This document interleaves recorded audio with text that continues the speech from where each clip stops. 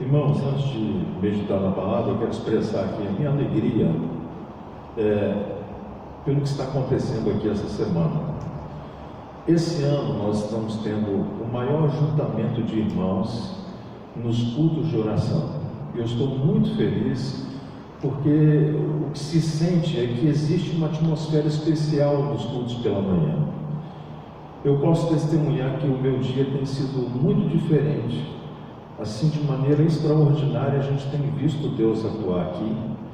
E hoje, quando estava transferindo os pedidos de oração do gasofilaço para a caixa, eu fiquei impressionado com a quantidade de pedidos que estão ali. E nós temos orado e temos confiado que o Senhor Deus vai nos abençoar, vai atender o clamor do nosso coração. Nós temos que só aprender a confiar e esperar no Senhor. Quando nós queremos pegar um atalho, as coisas vão de mal a pior. Então, para todos nós, o Senhor Deus tem um tempo determinado. Nesse tempo, nós vamos crescendo em maturidade espiritual. Nesse tempo, o Espírito Santo vai nos ensinando até a hora em que nós estivermos maduros suficientes para recebermos aquilo que estamos pedindo. Então, nem toda vez que Deus não responde a nossa oração é porque Ele está indiferente à nossa dor, à nossa ansiedade, à nossa preocupação. Não, porque não é tempo. E o salmista, nós falamos esses dias aqui no Salmo 40, ele disse que esperou pacientemente, confiadamente no Senhor. Ele colocava diariamente o seu pedido diante do Senhor. E depois ele começa o salmo dizendo: e ele se inclinou para mim e ouviu o meu clamor. Então, aquilo que nós estamos plantando hoje no reino do Espírito, a seu tempo colheremos. Hoje nós estamos colhendo coisas que nós plantamos no mundo espiritual alguns meses atrás, e estamos colhendo hoje. E aquilo que nós estamos semeando espiritualmente, seja em aprendizado das coisas de Deus, na palavra de Deus, seja na nossa vida de oração, a seu tempo nós colheremos. É por isso que nós nunca podemos deixar de semear. Essa palavra no nosso meio ficou assim, com sentido vulgar, porque toda vez que as pessoas ouvem a palavra semear, é como se tivesse um cifrão do lado. O pastor vai falar de dízimo, vai falar de oferta, mas não é isso. Você não semeia só para colher dinheiro, você não semeia dinheiro para colher dinheiro. Nós podemos semear também orações para colhermos os resultados dessas orações. Então, vamos continuar plantando essa semente que é a nossa esperança, a nossa fé no reino do Espírito. E o Senhor Deus, Ele vai nos surpreender. Eu creio nisso. Amém, irmãos? Lucas capítulo 8, versículo 43. E uma mulher que tinha um fluxo de sangue, havia 12 anos, e gastara tudo que tinha com os médicos, e por nenhum deles pudera ser curado. Chegando por detrás dele, tocou na orla do seu vestido, e logo estancou o fluxo do seu sangue. E disse Jesus: quem é que me tocou? E negando todos, disse Pedro e os que estavam com ele: Mestre, a multidão te aperta e te oprime, e dizes: quem é que me tocou? E disse Jesus: alguém me tocou, porque conheci que de mim saiu virtude. Então, vendo a mulher que não podia ocultar-se, aproximou-se tremendo e, prostrando-se diante dele, declarou-lhe diante de todo o povo a causa que lhe havia tocado e como logo sarara. E ele lhe disse: tem bom ânimo, filha, a tua fé te salvou, vai em paz. Eu quero falar hoje sobre essa parte que Jesus fala no texto, dizendo: quem me tocou, porque de mim saiu virtude, saiu poder, em outras versões. E quando nós vamos chegando ao final de um ano, hoje de manhã nós falamos aqui, a nossa tendência é empurrando a vida com a barriga. Quem está no final do curso de uma faculdade, a pessoa já está desesperada para terminar. Quem está com os seus projetos em andamento para o final do ano, a mesma coisa. E a energia se vai, e a gente vai ficando cansado. Eu não vou nem perguntar aqui quem está cansado, porque eu acredito que a maior parte do nosso auditório aqui vai dizer: eu estou cansado. Eu estou cansado. Eu já falei aqui uma vez, existem coisas na nossa vida que vai esvaindo vida, vai esvaindo energia. A própria palavra de Deus diz que o sangue é vida. O sangue é vida. Nós temos hoje a garantia da vida eterna, porque o sangue de Jesus, que foi derramado até a última gota do Calvário, ele nos purifica de todo pecado. Ele também nos qualifica a sermos chamados filhos de Deus. Por que nós temos essa esperança na vida eterna? Porque o Senhor esvaiu-se, primeiro da sua glória, estando aqui em carne também esvaiu-se, morreu, dizendo: está consumado. Até a última gota ele derramou o seu sangue. E eu quero hoje meditar o contrário do que está escrito aqui, do sentimento desta palavra, porque aqui nós vemos algo positivo que acontece, mas o algo positivo também espelha algo negativo. Vamos falar um pouquinho do positivo. O texto bíblico fala a respeito de uma mulher que tinha um fluxo de sangue, e essa mulher já há 12 anos só fazia sangrar. E você sabe, as irmãs que passam aí pela sua visita mensal, sabe como isso é desagradável. Eu não sabia, mas foi feito um estudo, e eu ouvi esses dias e li algo parecido, dizendo que as mulheres vivem 7 a 8 anos mais do que os homens, justamente por causa do seu fluxo de sangue mensal. Porque quando a mulher tem o seu fluxo de sangue liberado mensalmente, o organismo faz uma limpeza, sangue novo vai. Durante os 12 anos ela teve uma hemorragia, não foi mensal, foi diária. E os irmãos sabem que a lei dizia que ela não poderia estar no meio do povo, não se podia tocar numa mulher no dia em que ela estava menstruada, porque a mulher no dia da sua menstruação era considerada como uma pessoa imunda, ela estava impura, era praticamente o mesmo nível de impureza do leproso, não se podia tocar, não se podia ter vida sexual nesses dias, não se podia. E ela, mesmo sabendo dessa lei, sujeita a ser apedrejada, a história bíblica nos narra, e Mateus fala a mesma coisa, Marcos e Lucas, eles concordam com a mesma situação, que ela gastara todo o seu dinheiro com todos os médicos. Os irmãos imaginam naquele tempo que não se tinha conhecimento da medicina que nós temos hoje, as coisas absurdas que os médicos devem ter falado para ela fazer para ser curada. Porque quando você está com um mal que te aflige e a medicina não traz uma resposta à sua necessidade, você vai procurar nas medicinas alternativas. E o texto sagrado diz que ela gastou tudo o que tinha, ela simplesmente gastou tudo o que tinha. E agora só resta uma coisa: apelar para o sobrenatural. E a fama de Jesus naqueles dias corria em toda Jerusalém. E a palavra de Deus diz que enquanto ela ouve que Jesus ia passar por ali, e ela vê a multidão chegando, ela corre e se mete no meio da multidão, e chega por detrás, ela nem se apresenta, e só toca na orla do manto do mestre. E aí ele diz: quem me tocou? E o texto sagrado, se você pegar os textos de Mateus, Marcos e Lucas, eles vão dizer a mesma coisa. Os discípulos disseram: mestre, a multidão te aperta, o Senhor está perguntando quem te tocou? E o Senhor Jesus disse: alguém me tocou, porque de mim saiu virtude, de mim saiu poder. Ele sentiu, o Senhor Jesus sentiu que saiu o poder dele.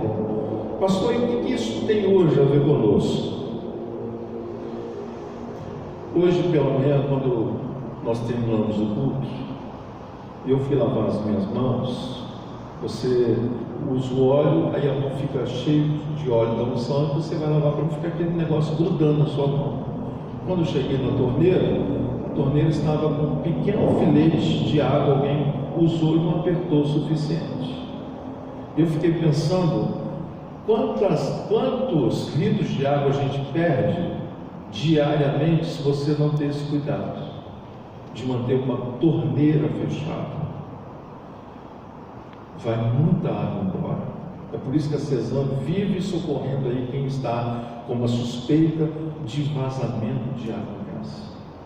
A nossa vida também, em muitos aspectos, parece com a vida dessa mulher. Ela estava durante 12 anos vazando vida. Sangue é vida, ela estava vazando vida. Provavelmente essa mulher deveria ter uma anemia terrível.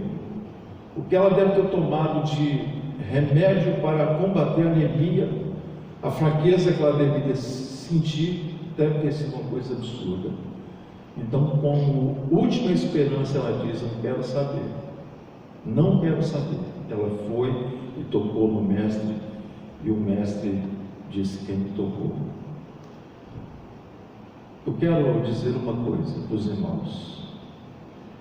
Nós cremos no poder de Deus aqui na igreja, e cremos que podemos tocar hoje no mestre. Tocamos no mestre pela fé, tocamos no mestre na esperança de termos os nossos problemas sanados, nossas enfermidades saradas e curadas, o nosso caráter transformado, a nossa vida renovada. Por isso nós tocamos no mestre. Quando não tocamos no mestre, tem vazamento na nossa vida, a nossa energia se vai, o ânimo se vai. Por isso que nós temos a necessidade diária de estarmos perto do mestre, recebendo dele vida. E o Senhor Jesus não ficou aborrecido porque ela havia tocado nele. Pelo contrário, ele sabia de tudo, mas ele precisava dar um testemunho ali, para que o nome dele fosse glorificado. Ele perguntou: quem me tocou? Eu tenho orado, eu quero tocar o coração do meu mestre diariamente. Quando tocamos o coração do Senhor, com a nossa fé, com a nossa esperança, do céu vem virtude sobre nós, do céu vem poder sobre as nossas vidas. A nossa vida também tem um outro lado. Nós temos que ter cuidado para não deixarmos torneiras da vida abertas. Se você abrir os seus sentidos para aquilo que não presta, vida vai sair de você e a morte vai ocupar o lugar da sua vida. Eu quero dar alguns exemplos. O texto da palavra de Deus no Antigo Testamento diz assim, que a morte entrou no palácio pelas janelas. A morte entrou no palácio pelas janelas. O palácio somos nós mesmos. As janelas são as portas da percepção, a nossa visão, a nossa audição, o tato, o paladar. Nós temos que ter cuidado com tudo o que vai alimentar o homem interior, não o homem periférico, aquilo que vai para dentro de nós. O corpo que Deus nos deu é um palácio para Deus. Nós cantamos aqui: porque ama a tua casa, ó Deus. E depois diz: para construir um palácio para ti. Nós somos um palácio para Deus. Nós somos o lugar onde Deus habita. Nós temos essa reunião gostosa aqui da igreja, mas o Senhor não está aqui na igreja.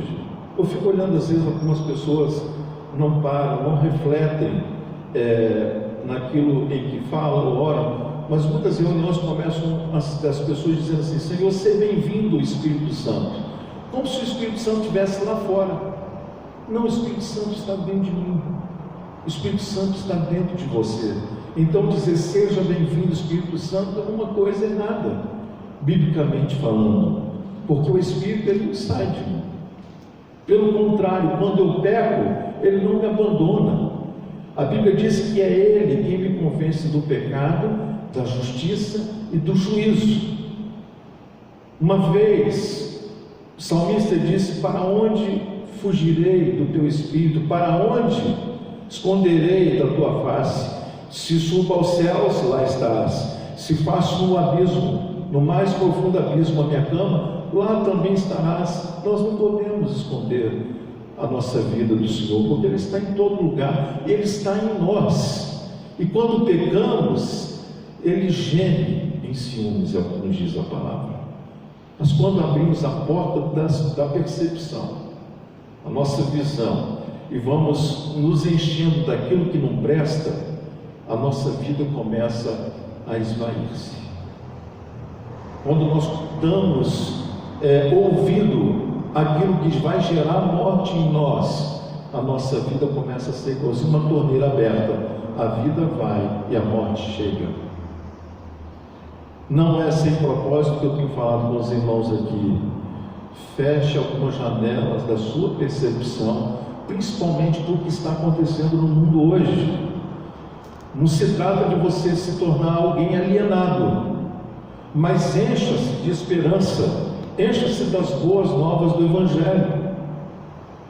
O Senhor Jesus, quando foi tentado no deserto por Satanás, a Bíblia diz que Satanás ele tentou o Senhor usando a palavra do Senhor, mas diz que o Senhor Jesus teve vitória sobre a tentação, porque ele debateu o maligno usando a sua própria palavra.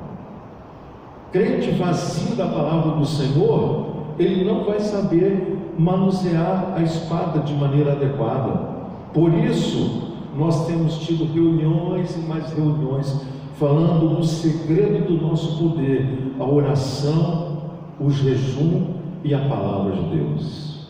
Não dá para viver sem essas três coisas. Por isso que a igreja, como uma expressão da graça e da misericórdia de Deus, pelo menos uma vez por mês faz uma semana de oração. Ou nós temos semanalmente aqui uns cultos de oração, uma vez por semana. Eu me lembro quando nós tínhamos um culto durante todos os dias. Aí caiu a nossa frequência. Aí chegamos à conclusão: vamos fazer uma coisa? Vamos deixar as mulheres com 2 dias, terça e quinta, e os homens vão orar segunda, quarta e sexta. Esmoreceu. Depois diminuímos para 2 dias. Vamos orar terça e quinta de manhã. Esmoreceu. Hoje nós temos um culto de oração semanal, às quartas-feiras, e fazemos um culto misto, porque se depender só de homem ou só de mulher, nós vamos ter pouca gente aqui. Por isso, no começo da mensagem, eu falei que estou vivendo um período de alegria e gratidão a Deus por essa semana tão especial na nossa vida, onde os irmãos estão sendo despertados para orar. Se nós não fizermos isso, as nossas energias se vão, as nossas forças se vão. Como é que esse vazamento acontece na nossa vida?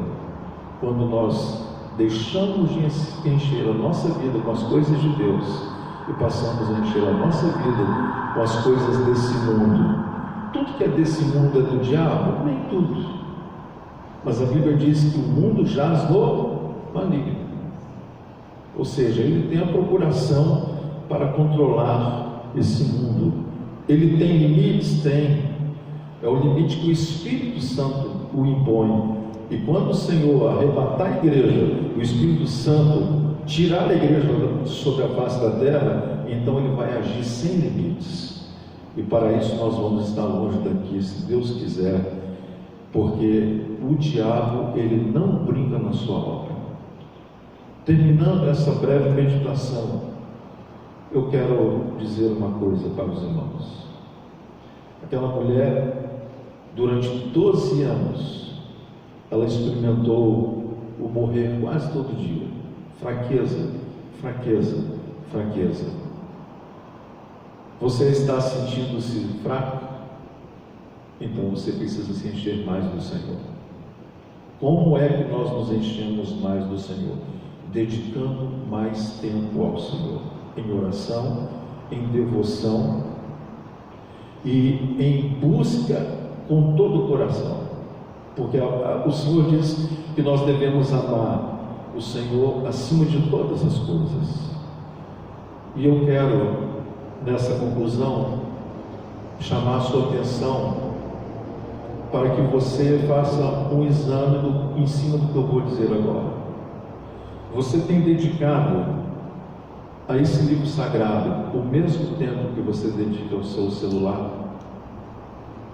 Você tem tido o prazer de usar a sua imaginação montando os cenários que a palavra de Deus nos faz pensar? Nós estamos deixando, irmãos, de usar a nossa imaginação. Nós precisamos voltar a usar a nossa imaginação na leitura da palavra. Sabe por quê? O diabo ele está torcendo tudo aquilo que o Senhor Deus fez de lindo nesse mundo. Primeiro ele torceu a palavra de Deus lá no Éden. Hoje ele continua torcendo a palavra de Deus dentro da igreja. Nós ouvimos alguma coisa que parece ser verdade, nem tudo que vem em nome de Deus é verdade. Nós estamos sendo desafiados diariamente a andar mais uma milha com o Senhor Jesus, mas muitos estão perdendo a força de andar essa milha. O Senhor Jesus disse assim: se o teu inimigo te pedir para andar uma milha, ande duas. E a gente está vendo hoje a quantidade de gente intolerante, impaciente, sem amor, frio no trato, porque está vazio de Deus. Quem estiver vazio de Deus não vai poder tratar o seu próximo como a si mesmo. Como eu falei, estamos chegando no final dessa fala, então eu quero terminar esta meditação dizendo para você o seguinte: fecha os seus sentidos para tudo que te distrai. Tudo que distrai você da verdade, fecha os sentidos. A nossa geração está desaprendendo a usar a inteligência. A nossa geração está desaprendendo a orar. É por isso, irmãos, que eu fiquei muito feliz quando no domingo passado nós batizamos, foi 7, né? 7 juniores. Que felicidade! Por quê? Porque nós entendemos pela palavra o que Isaías disse: olha, eu nasci no meio do povo pecador e em pecado me concebeu a minha mãe. Você nasceu, você já é um pecador. E você observa que a criança aprende cedo a chorar, porque o ditado até diz que quem não chora não ama. E junto com isso nós vamos mantendo alguns hábitos infantis que deveriam acabar com a nossa vida madura. Mas tem muito crente que hoje está vivendo o seu mundo de Peter Pan, vivendo na terra do nunca e fazendo de tudo para se manter na terra das crianças. Não, a única coisa que vale a pena a gente se fazer como criança é para entrar no reino de Deus. Mas quando Paulo fala isso, ele diz que ele desejava alimentar a igreja que ele pastoreava com um alimento sólido, mas espiritualmente eles estavam infantis. Ele disse: eu tenho que ficar dando então o colostro para vocês, o mamão com açúcar, porque vocês não aguentam a feijoada. É muito triste uma igreja imatura. É muito triste você ver crente dizendo: eu estou fraco, estou pensando em desistir, ore por mim. Não é vergonha nenhuma você depender de alguém que ore por você, mas é vergonha sim quando você deixa de orar, quando você deixa de ter a sua vida com Deus. Vamos ficar de pé, nós vamos orar nessa hora. E como eu falei no início dessa meditação, Tudo nesse mundo hoje existe para nos distrair.